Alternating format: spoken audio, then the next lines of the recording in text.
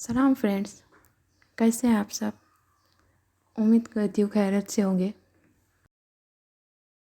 मैं हूँ आपकी दोस्त नाज़ली। नमल का अगला एपिसोड पेश है।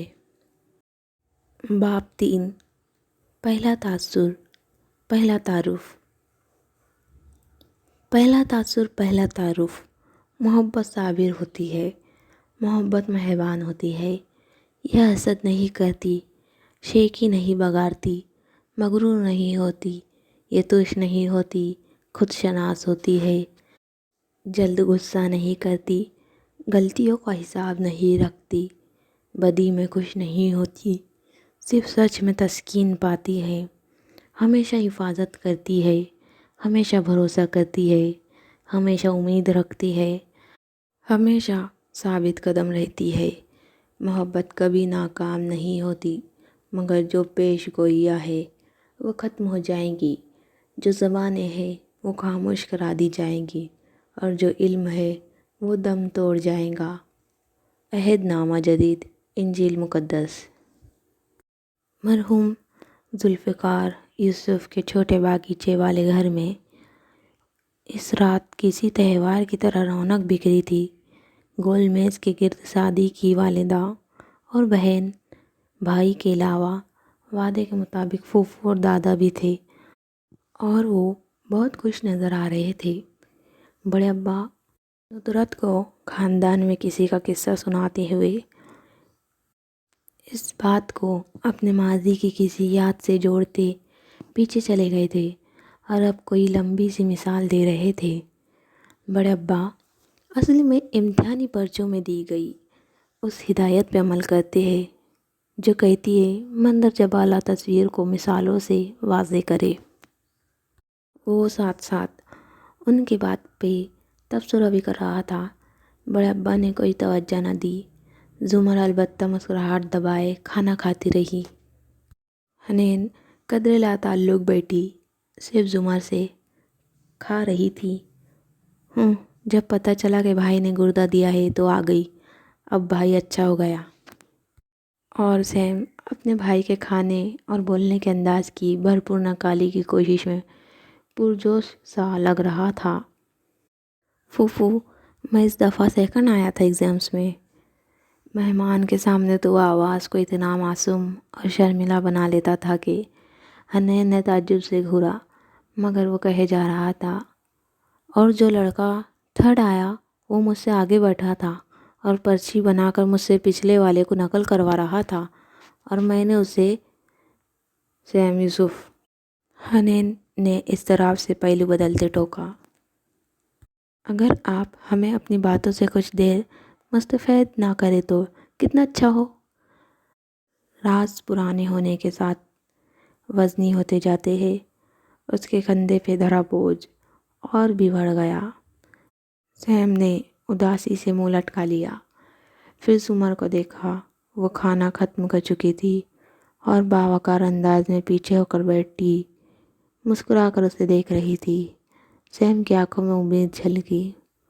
फूफू, मैं बोलता रहूं? हाँ, तुम बोलते रहो। जुमर ने मुस्कुराकर सर को खम दिया। वो ज़्यादा पुरजोश होकर वही किस्सा दोहराने लगा। हनैन सर झटक कर पानी पीने लगी। उसका अंदाज खींचा खींचा सा था। ये जुमर ने पहले भी महसूस किया था और अब तो सब ने ही किया, मगर सादी ने नज़रअंदाज कर दिया। और जुमर तो वैसे भी मुतहम्मिल मजाज और मैच्योर थी। उसने यूँ जाहिर किया जैसे महसूस ही ना किया हो, और सैम के माथे के बाल नरमी से सवार थी। मुस्कुरा कर उसको सुनने लगी। सैम को अब पिछली बात भूल गई थी। उसे नई फिक्र ने आन घेरा था। फूफू, भाई जब छोटा था तो कैसा था? सादी फ्रिज के दरवाजे को खोले खड़ा पानी की बोतल निकाल रहा था। इस सवाल पे फ़ौरन पलटा। सादी जैसा कोई नहीं है फूफू के लिए। उसने वाज़े सैम को छिड़ाया। हाँ, मगर सैम की अपनी जगह है। जुमर ने सैम का हाथ थाम कर कहा। भाई जैसा कोई क्यों नहीं है? इसलिए सैम, کہ جب شادی تم جتنا تھا تو میں حنین جتنی تھی، اور ہم بہترین دوست تھے۔ ہمارا اسکول بھی ایک تھا، اور اسکول جانے سے پہلے اپنے اپنے گھر سے ہم ایک ہی کارٹون دیکھ کر نکلا کرتے تھے۔ ہمارے زمانے میں صبح 7 بجے پی ٹی وی پہ کارٹون لگا کرتے تھے۔ سعدی بوتل ہاتھ میں لیے واپس کرسی پہ آ بیٹھا۔ حنین خاموشی سے ندرت کے ساتھ برتن اٹھوانے لگی۔ کھانا کھایا جا چکا تھا اور وہ مزید زمر کے قریب نہیں بیٹھنا چاہتی تھی، اور ہمیں گیمز بھی ایک ہی طرح کی پسند تھی۔ زمر سعدی یاد کر کے مسکراتے ہوئے بتانے لگا، ہم برف پانی اور اونچ نیچ پکڑن پکڑائی ٹیلو ایکسپریس کھیلا کرتے تھے، اور ہاں، کوکنگ اور ڈارک روم اور کونا کونا بھی۔ اور وہ ویڈیو گیم یاد ہے بطخ والی سعدی؟ ڈک ہنٹ۔ ہم پستول سے ٹی وی اسکرین پہ فائر کیا کرتے اور اڑتی ہوئی بطخیں گر جاتی۔ حنین نے ایک دم سر اٹھایا۔ میز صاف کرتے ہاتھ رکے۔ وہ پستول ابھی بھی پڑی ہے ہمارے پاس۔ بے اختیار وہ کہہ اٹھی۔ اس پہ زمر نے مسکرا کر اسے دیکھا تو وہ ایک دم جلدی اپنا کام ختم کرنے لگی۔ اور اس میں سپر ماریو بھی تھی، اور ٹینکس والی ایک گیم بھی۔ اور فوفو یاد ہے ہم گھنٹوں بیٹھ کر مونوپولی کھیلا کرتے تھے، مگر میں مونوپولی میں ہمیشہ دیوالیہ ہو جاتا تھا، کیونکہ فوفو اتنی اچھی پلانر تھی کہ ساری بہترین زمینیں خرید لیتی، اور میں ٹھہرا جذباتی اور ناکام پلانر۔ میری گود جیل میں ہی پھنسی رہتی۔ اور سعدی وہ ایک کارڈ گیم بھی تو ہم کھیلتے تھے، رنگ برنگے کارڈز جن پہ نمبر لکھے ہوتے تھے۔ زمر نے یاد کرنے کی کوشش کی۔ حنین جو واپس آ بیٹھی تھی پھر سے خود پہ قابو نہ رکھ سکی، بنا سوچے سمجھے بولی، وہ اونو تھی، ہمارے پاس ابھی بھی پڑی ہے۔ اچھا واقعی؟ تمہیں وہ بہت پسند تھی نا حنین؟ مجھے یاد ہے۔ اور تمہیں جو پنجو اکڑ بکڑ ٹائپ کی گیمز بھی بہت پسند تھی۔ زمر اب رک بالکل حنین کی طرف موڑ کر بولی تو حنین کے لبوں پہ ایک بھولی بصری مسکراہٹ آ ٹھہری۔ اور آپ کو اینک والا جین بہت پسند تھا؟ خیر، مجھے تو نستور پسند تھا، اور نستور کے بارے میں اپنی فیلنگز چھپانے کی بالکل قائل نہیں ہوں۔ حنین کی مسکراہٹ اور بھی بڑھی۔ اور آپ کو دعا ڈرامہ بھی بہت پسند تھا، ہمارے پاس کیسٹس تھی اس کی، اور آپ ہر دفعہ داؤد کے مرنے کے سین پہ اٹھ کر چلی جایا کرتی تھی۔ او حنین، میں تو یہ سمجھنے سے قاصر ہوں کہ ڈرامہ نگار اسی کردار کو کیوں مار دیتا ہے جس کو ہم بہت پسند کرتے ہیں۔ حنین نے نافی میں سر ہلایا۔ انہیں جس کردار کو مارنا ہوتا ہے وہ آپ کو پسند کرنے پہ مجبور کر دیتے ہیں۔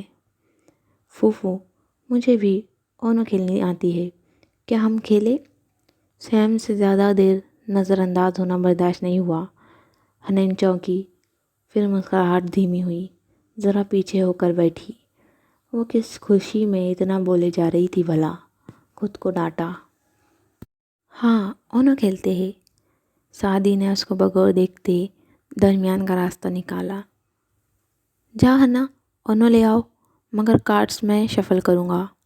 یاد ہے وہ ہنا اپنے گھٹنے کے نیچے ڈرافر کے چاروں کارڈ پہلے ہی چھپا لیتی تھی، اس لیے میں کبھی بھی نہیں جیتا تھا۔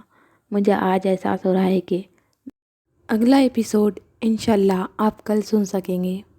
آیاتوں سے باز رہنا۔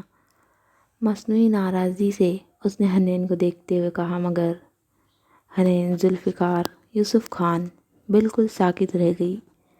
سعدی کو بے یقینی سے دیکھتی اس کی نگاہیں پھترا گئی، رنگت سفید پڑی جیسے وہ کوئی برف کا مجسمہ ہو۔ میں چیٹنگ نہیں کرتی بھائی، اس نے اتنی بے یقینی سے اسے دیکھتے کہا تھا کہ سعدی کی مسکراہٹ غائب ہوئی۔ حنین ایک دم کھڑی ہوئی۔ زمر نے بھی سر اٹھا کر اسے دیکھا۔ میں کارڈز لاتی ہوں۔ وہ مڑ گئی۔ سعدی فوراً اس کے پیچھے لپکا۔ آئی ایم سوری، مائی نیم، میرا یہ مطلب نہیں تھا۔ وہ سعدی کے کمرے میں اسٹڈی ٹیبل کے سامنے کھڑی تھی۔ جب وہ اس کے سامنے آیا، حنین سر ہلا کر جھک کر دراز کھولنے لگی۔ مجھے پتہ ہے تم کبھی چیٹنگ نہیں کر سکتی، میں صرف مذاق کر رہا تھا۔ آئی نو۔ اس نے کارڈز نکالے اور دراز بند کر کے سیدھی ہوئی۔ وہ اسی طرح فکر مندی سے اپنی بہن کو دیکھ رہا تھا جس کی رنگت ہنوز سفید تھی۔ حنین، ہمارا مسیحا صرف ایک شخص ہوتا ہے، اور وہ شخص ہم خود ہوتے ہیں۔ مجھے پتہ ہے بھائی۔ اس نے سر ہلا کر پھیکا سا مسکرانے کی کوشش کی، پھر مڑی تو ایک دم قدم زنجیر ہوئے۔ سعدی کا لیپ ٹاپ کھلا پڑا تھا۔ زمر کے آنے سے قبل وہ جو کام کر رہا تھا وہ یوں ہی رکھا تھا۔ اسکرین پہ نمبرز چل رہے تھے، اوپر نیچے۔ حنین کی آنکھوں کی پتلیاں سکڑی۔ اس نے چہرہ ذرا آگے کیا۔ ایک ہاتھ نے دب سے لیپ ٹاپ اسکرین کو کی بورڈ پہ گرا دیا۔ اس نے چونک کر بھائی کو دیکھا۔ انہوں کو دیر نہیں کراتے، گناہ ملتا ہے۔ مگر وہ یوں ہی ساتھی کو دیکھتی رہی۔ اس کی آنکھوں میں الجھن، شک، سب کچھ تھا۔ بھائی آپ کیا کر رہے ہیں؟ مگر زمر ادھر ہی آ رہی تھی۔ سعدی، ہاشم کہتے اس نے فون پکڑایا۔ سعدی نے گڑبڑا کر فون تھاما۔ چہرے سے خوشگوار تاثرات غائب ہوئے اور ان کی جگہ سنجیدگی نے لے لی۔ جی اوکے۔ اس نے فون بند کیا تو حنین تیزی سے بولی، کیا کہہ رہے تھے؟ مطلب اس دن کے لیے معذرت کر رہے تھے؟ سعدی لمحے بھر کو رکا۔ ہاشم نے کہا تھا کہ اس کی سیکرٹری صبح کال کر کے اسے ملاقات کا وقت دے دیں گی، مگر چونکہ اس کا فی الحال ہاشم سے ملنے کا کوئی ارادہ نہ تھا، اس لیے اس نے ہاں کہہ کر بات ختم کر دی۔ آپ گیم شروع کریں، میں آتی ہوں۔ وہ وہاں سے نکل آئی۔ اپنے پیچھے اسے سعدی اور زمر باتیں کرتے راہداری میں آگے جاتے محسوس ہوئے، مگر وہ اپنے اور سیم کے مشترکہ کمرے میں آئی جہاں آج پھوپھو اور اسے رہنا تھا۔ دروازہ بند کیا، الماری کھولی۔ کپڑوں کا ماؤنٹ ایوریسٹ آج نہیں گرا کیونکہ صبح امی نے الماری جمائی تھی۔ وہ جوتوں کے کھانے پہ جھکی، چند ڈبے باہر نکالے، پھر ہاتھ ڈال کر کونے میں رکھا ایک ننھا مخملی ڈبہ نکالا۔ سنہری مخمل کا وہ ڈبہ کھلنے سے پہلے اس نے بہت دیر سوچا، اتنی دیر کے ہاتھ شل ہو گئے، اور پھر اس نے کھول ہی دیا۔ اندر سنہرے مخمل پہ ایک سنہری چین والا لاکٹ رکھا تھا، مگر کسی سونے چاندی کی جگہ اس زنجیر میں سیاہ ہیرے کی شکل کا اسٹون پرویا تھا، جس کے اوپر سنہری حروف میں اینڈز ایور آفٹر کنندہ تھا۔ یہ سعدی کی چین کا جڑواں تھا۔ اس نے زنجیر کو ہولے سے چھوا، مگر پھر ہاتھ ہٹا لیا، جیسے کرنٹ کے ننگے تار کو چھو لیا ہو۔ سر جھٹک کر ڈبہ بند کیا، اسے پھینکنے والے انداز میں نچلے کھانے میں ڈالا، جوتوں کے ڈبے اندر رکھے اور زور سے الماری بند کی۔ گہری سانس لے کر وہ اٹھی تو اس نے فیصلہ کر لیا تھا کہ وہ بھائی کو ہاشم والی بات بتا دیں گی۔ آخر ہاشم بھائی ہی تو تھے نا، کوئی غیر تو نہیں تھا۔